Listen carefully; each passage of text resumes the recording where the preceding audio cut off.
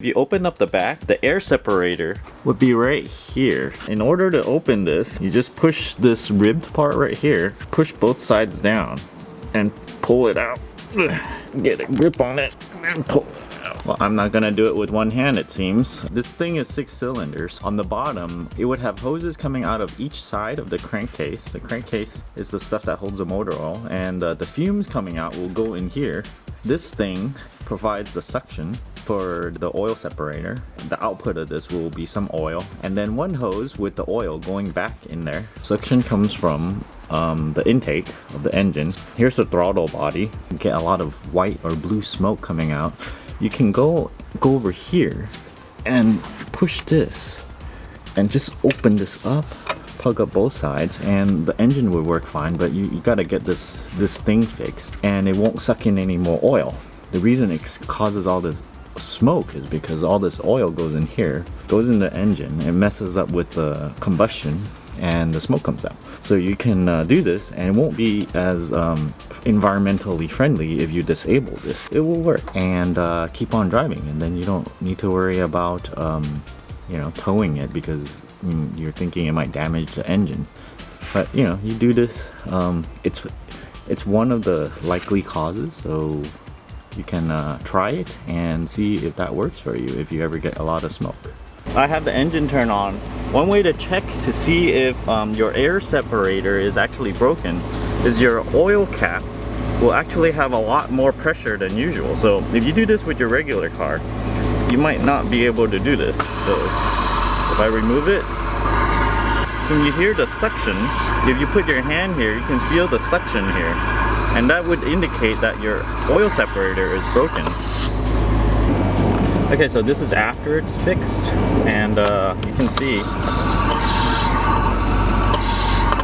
I can easily pull this off. I can feel there's a lot less suction.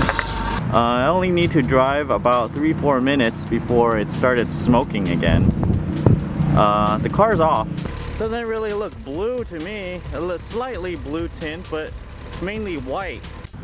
So coming from the back, you see here, I've shoved a piece of wet nap in here. 3 pieces, so make sure it doesn't get sucked in. There'll be big problems if it gets sucked in. And then just cover up this. I made this really oversized so it won't get sucked in. And so if you're stuck on the road, you can try to do this and see if the smoke will stop. And then you can drive it home, quickly fix this oil separator here. I'll leave a link down below on where to get one of these if you ever have this kind of problem. So I did the fix, and it seems like the smoke died down a little bit, and I think there's still oil remaining in there, so it needs to burn those off first before it'll disappear. So let me run this a while and then see what happens, see if the smoke disappears. Okay, so I pre-removed the screws. It took quite a while, maybe like 15 minutes just to remove the screws because there's not much room over here. This one's easy, a little hard. That one's a little hard, the one below. So you remove it. There's a, for the electronics connection, you remove this one. That was right here. Right here. Removed it. It was really dirty, so I cleaned it a bit already, just to show you. For this thing, I loosened these guys. I'm anticipating all this oil in here, and there was when I cleaned the throttle body. The oils was getting sucked in here. I pre-loosened these already, and you just slide them. It comes off. After you put it back in, you slide them back out, right? Okay. I don't know if you can see in there, it's kind of glistening with oil. See? Quite a bit of oil here, so I'm just gonna clean this thing up. Ow! So this was where the oil separator intake goes.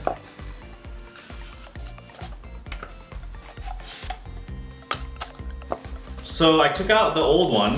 It was positioned looking from the back of the car like this.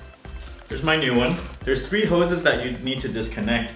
This one, this one, this one, and this one just pulls right out. It's held on to the engine by 2 screws right here.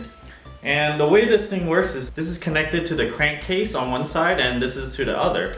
It's connected. See, my finger can go through here. Just by examining the shape, it sucks in the oil vapors in here from the crankshaft, And the suction is provided by the intake coming from here. And somehow there's a diaphragm in there. I don't know how that works. I'll open up later. And it's sucking air from somewhere in the middle of this. And this thing looks like a snail almost. It's going in a circular motion. So the vacuum pulls air out of here and creates a vacuum. It's sucking air into here and it gets centrifuge. It's spinning around this thing so that the oil gets collected around the edges of this chamber, and then it falls back down in through this cylinder, and it goes back into the crankcase through this hole here. If you're looking at it from the, if you're standing from behind the car and looking forward, it would look something like this. I took it out. You have to push these hoses. It's pretty easy to remove this one. You just press it and then you gotta nudge it out. But this one is a little bit harder because I guess I had to reach down here and I couldn't get enough leverage. My hand didn't fit, and it didn't fit this way either because there's all these components.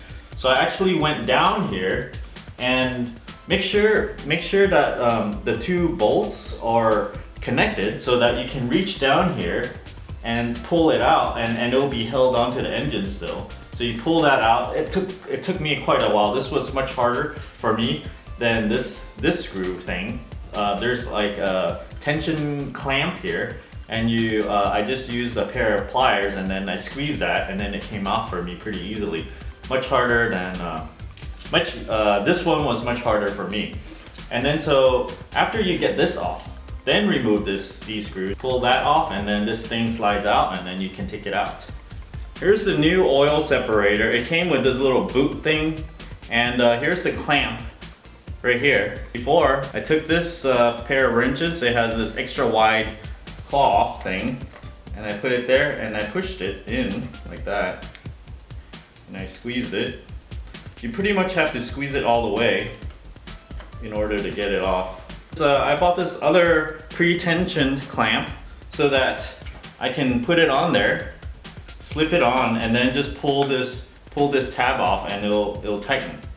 Okay, I'm looking at it from the right rear wheel well. There's a hole right there. This is the new one I put in. Right in the center, there's two bolts right there, you can see from before. And you see that blue thing? That's the clip I was showing you before. I have all the other hoses connected already and it's positioned. All I need to do is go and pull that, and it'll tighten up, and the clamp will just close, and I'll be done. This thing comes with already tensioned and pulled in there. So I slipped this onto that rubber boot, and then it was deep inside the engine, and then I just pulled this blue thing, and it went snap, and then it closed down. Well worth it. I would recommend getting this. So here's a new one I put back in. This one I just have to push it back in, and those other hoses is really hard to get to, so I get it from down there. And because all the oil got sucked in here, I had to clean up. I took this out, cleaned it a bit, and cleaned the throttle. Over here in here, I didn't take these out. I just kind of reached in there with a towel and just try to soak up some of the oil. For this thing, there's all these little hoses that's coming in. There's one here, one below here that goes in, that splits off into two. And there's also another one hidden down there, and so be careful when you remove this to clean. There's some sort of another throttle looking thing right in between. I assume that's just to even out the air pressure or control the left and right side.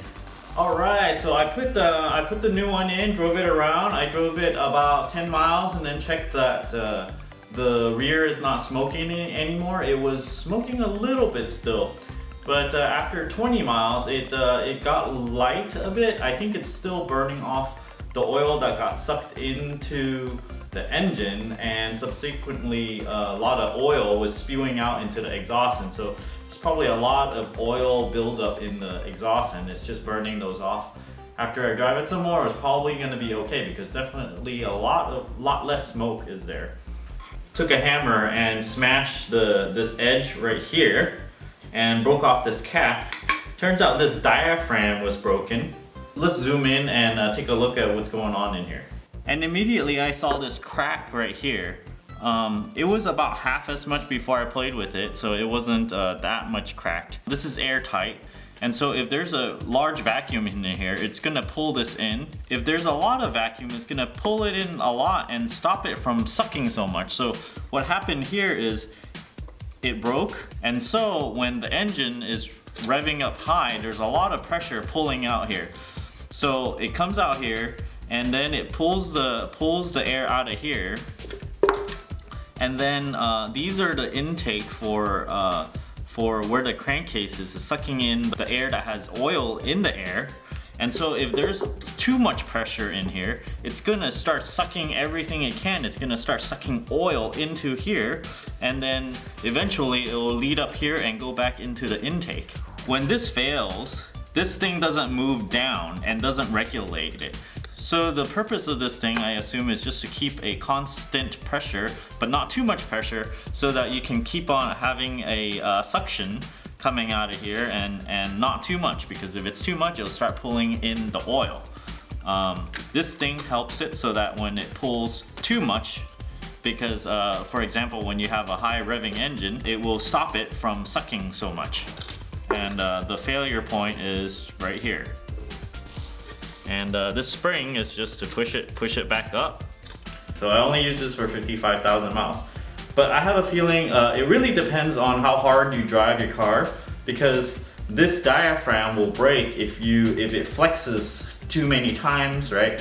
So if you have a really high revving all the time, it's gonna move it up and down. It's gonna stress it more, and so it'll fail sooner. So this is after about 50 miles of driving. There's no more smoke, as you can see, and I guess I fixed it. Working on my engine has all these dirties, makes it really black. So I used to use soap, and then I scrub, right? And it doesn't work very well. If you work on your engine, you need something to get rid of the black stuff, and I use this fast orange hand cleaner. And then with this is great by itself, but then I found out if I use this brush is even better, because I get all those black stuff in between, and in between my fingernails, right? And this little row of brushes is really good. You stick your fingers in here and you brush it back and forth, and it works really well. So thanks for watching. If you own a late model Boxster, I hope this helps, because if you watch this before this happens, it would save you a lot of money for towing your car, and you probably not get tricked by the mechanic as much, because you know what the heck is going on with your car. I actually didn't know how to do this before this video. My car smoked up by the freeway, and then I drove it to the nearest car repair shop. And the guy said, "Oh, you need a valve job for $5,000. I'm like, what the heck? And then it's like, "Oh, can you just do the gasket?" "Oh, well, it'll be $1,800. So then I thought about it, so then I thought I'd bring it to a different place, and I researched online and stuff, and then I finally figured it could be just the oil separator. So I decided to tow my car back home and do the oil separator myself, and voila, it works. It costs me, I mean, maybe a total of $150 for everything, just mainly the part itself. And well, it's fixed now. So thanks for watching, and I'd like to mention a little bit something about Audible, which is I actually really hate those commercials whenever the podcast goes, "Oh, Audible, blah blah blah." But hey, anyway, I recommend to use this Audible thing because they give you two free books. I actually just heard Ready Player One, and also The Intelligent Investor. So I got those two books, and I'm planning on canceling it. So you know, if you watch my credit card videos, you would know that, hey, you know, you can just get these deals, get the books, and then cancel it later. So what I do is I signed up for the Audible thing. I'll put a link below, and if you sign up through my link, it would help this channel out. Thank you very much. If you sign up for that, I recommend to note that the exact date that you sign up for. Make sure you have two books that you want to listen to. You'll get two of them for free. And then 30 days later, cancel it. That's it. That's what I'm doing. I get 2 free books, and I think I've used Audible a couple years ago. I think you can do it like once every year or 2, and then you can just get your free books. Hey, not bad, right? So thanks for watching this video. Even if you don't own a Boxster, I'm sure this might be pretty educational to figure out what the heck an oil separator does. So don't forget to click like down here, and if you have a question about this whole procedure, leave a comment down below. And don't forget to subscribe to my channel. Thanks for watching.